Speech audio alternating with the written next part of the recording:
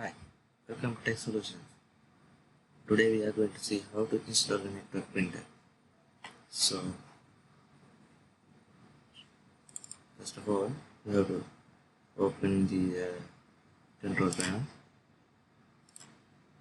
Then go to the device and printers. Then add a printer. You see, add a printer.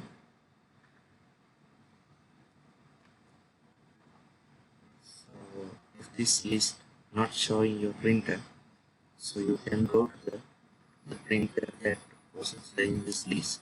So then after click add printer using TCP IP address and click next, and select the device type as TCP IP address and type the IP of the printer. My printer is this one, and click next. And remain device type network card as generic network card. So click next. Then select your printer's manufacturer. My one is HP. Select M101.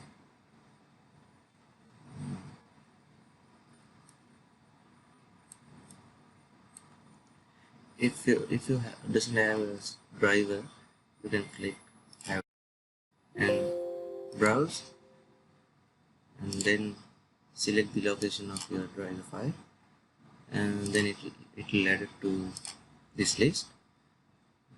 So my one is HP LaceJet M101, so I am finding that.